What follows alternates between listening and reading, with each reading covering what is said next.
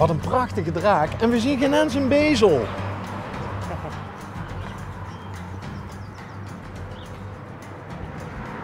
Het is een... volgens mij woont hij een kruiden... Iemand die iets met kruiden doet.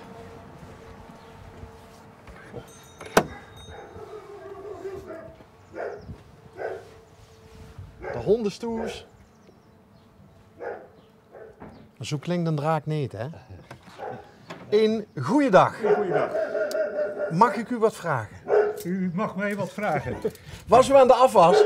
Nee, ik ben de vaatwasser aan het leegruimen. Oké. Die heeft zijn best gedaan voor me. Wij zijn van L1, de Limburgse omroep. Ja, ik ken je wel.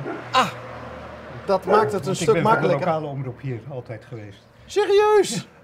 Ex-collega dus? Bijna. Goh, wat leuk.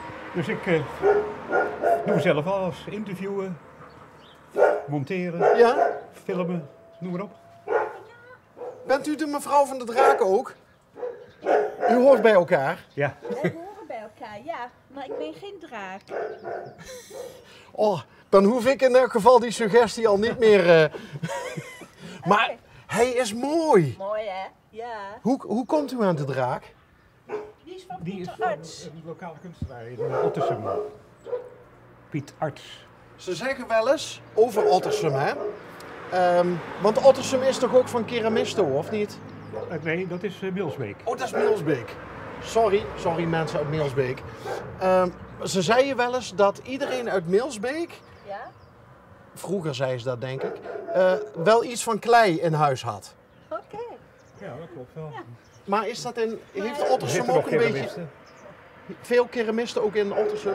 Nou, dus Piet Arts is de enige die ik ken, maar er zijn ook hobbykeramisten die niet professioneel bezig zijn. Hoe lang heeft u hem al? Deze? 2-3 jaar, hè? Ja, denk ik. 3 jaar. Ja. Ja. Hij heeft hier geëxposeerd in de tuin. Heeft u een beeldentuin? Nee, een kruidentuin. Kijk, en wie is van de kruiden? Bent u dat Die al? is- dat is de herborist. Ja. Maar nou sta ik wel op heet kolen, want ik heb een afspraak om tussen 1 en 2, ja, 1 en half 2. Moet u wat valeriaan nemen, daar wordt u rustig van. Heel goed, heel goed. Als u mag op hete door kool... naar de volgende ronde. Lavendel, daar slaap je rustig van. Ja, ja, ja. Maar Je goed, kunt hè? ook een slaapzak kopen met lavendel hier. Nee. Ja, ja. We hebben Een hier- slaapzak, zo'n hele Nee, grote of... een klein zakje wat je onder je kussen legt. En, Nee, wij hebben het wel eens gedaan ook. Bijvoorbeeld voor de dochter.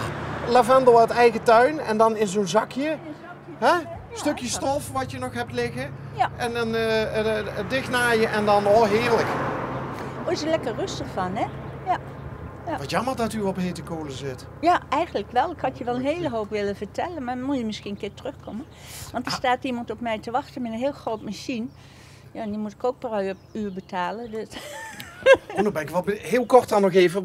Wat voor machine is het? Nou, ik heb hier verderop heb ik nog een stuk grond en er staat een boomgaard op en daaromheen staat een hele grote haag.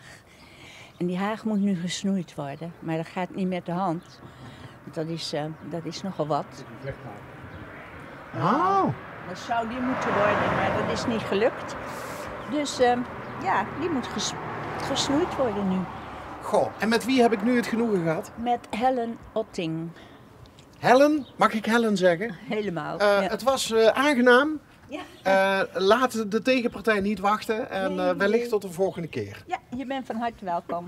Ja? Geniet van het zonnetje. Doe ik. Jullie ook, hè? Tot ziens. Adieu. Bent u dan bent u Ouwerkerk zeker? Klopt, ja.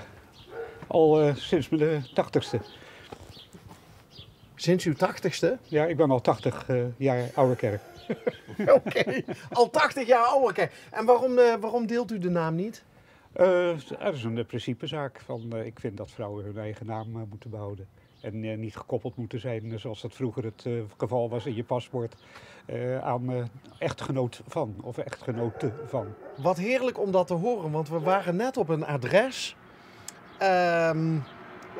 in Ottersum, want dit is Venzelderheide natuurlijk, waar de de man had de achternaam van zijn vrouw aangenomen Oh. toen ze getrouwd Als dat waren. een mooie naam is het wel aardig. Ja, natuurlijk. het was een mooie naam. Ja, ik doe Ja. even die deur dicht voor die hond. Is hij zo groot als dat hij klinkt? Ja, Ehm, en een pracht van een beest. wat voor merk?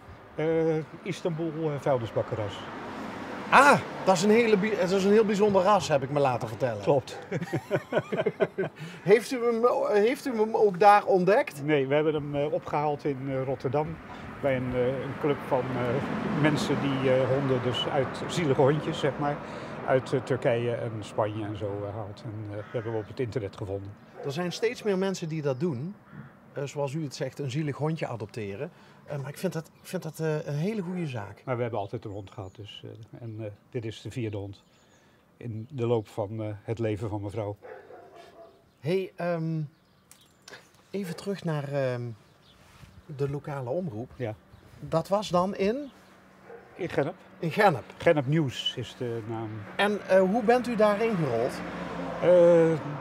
Dankzij een protestactie die we hier op de Kleefseweg hadden tegen het bovenmatige verkeer. En toen ben ik tegen de toenmalige voorzitter van de omroep aangelopen. Ja. Die heeft toen mij geïnterviewd en toen heeft hij gevraagd of ik bij de omroep wilde komen, want ik had enig Rotterdamse spraakwater. Dus om het zo maar te zeggen, u kon goed ouwe hoeren. En toen zei de voorzitter van, daar kunnen we iets we wat mee. Ja. En hoe lang heeft u dat gedaan? Alles bij elkaar, zo'n kleine 20 jaar. En, Jee. het is eigenlijk door de corona is het helemaal stil komen te liggen. En wat betreft mijn activiteiten. En nu hou ik het alleen maar op lokaal als er hier een evenement is of een concert van de Harmonie of iets dergelijks. Dus binnenkort hebben we een molendag, eens in de 5 jaar. En dan kan er ook weer gefilmd worden. Maar dan gaat u met een cameraman op pad? Nee, ik film U alles. filmt ook? Ja, ik heb alle professionele apparatuur. Wat leuk. Ja. En u monteert? Ja, ik monteer. Leuk hoor. Ja, dus Nou ja, ik snap de passie, want ja, die passie die delen wij Ja, natuurlijk ja. met u. En wat heeft u in uw vorige leven dan gedaan? Mijn vorige leven ben ik omhoog geschoten van horeca naar directeur van een grote scheepvaartonderneming. En die horecabaan, wat was dat? Kok, kelner, manager. En hoe word je dan uiteindelijk directeur van een groot bedrijf? Dankzij studie in de avonturen. Goh. Ja, dus zo is dat geweest. En dus tot mijn pensioen ben ik directeur van een vrij grote scheepvaartonderneming die met vloeibaar gas vaart. En dat is natuurlijk erg in de mode op het ogenblik, vloeibaar gas. Ja, liever varen dan door een pijpleiding, hè? Ja, precies. Precies. Goh, was dat... als u dan terugkijkt, hè? Ja. U zegt van, ik ben omhoog geschoten. Wat was nou de leukste baan die u ooit gehad heeft? Als ik eerlijk ben, na schooltijd werkte ik 5 jaar in een Zwitsers restaurant in Rotterdam. Van 5 tot meestal 9. En dat was heel leuk. Ja? Heel leuk werk. 18 koks in de keuken en alles à la carte. Dus dat was niks voorbereid, geen buffetten of wat dan ook. Alles vers. Alles vers, ja. En wat was uw rol? Mijn rol was als jong maatje begin je dan met peterselie hakken en de slaasaus maken.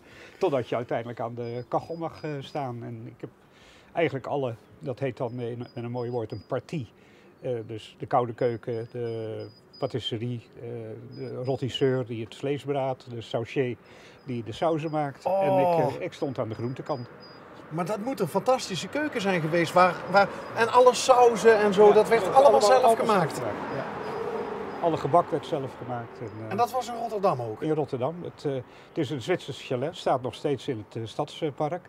Het wordt helaas verwaarloosd, heb ik begrepen. Maar het was erg leuk. Dan denk ik bij mezelf, een Zwitsers restaurant, dat is niet voor de hand liggend. Nee, dat is toen opgezet voor de E55 en de Floriade in Rotterdam. Dus En de E55 Ja. was in 1955.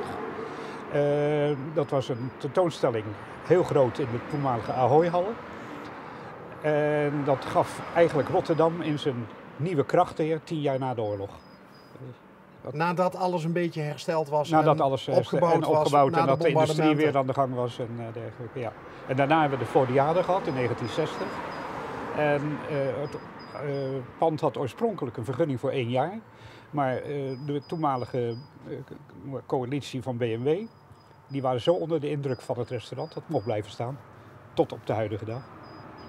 En het is in verval geraakt. Het is 2 keer overgenomen geweest. Het trieste verhaal is dat de zoon van een van de eigenaren, die heeft het met gokken heeft hij het verspeeld. Nee. Bijzonder verhaal.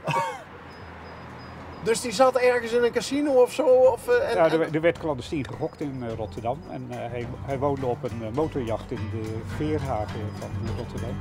En ja, blijkbaar aan boord. En dan zette hij heeft ook zijn schip heeft hij vergokt.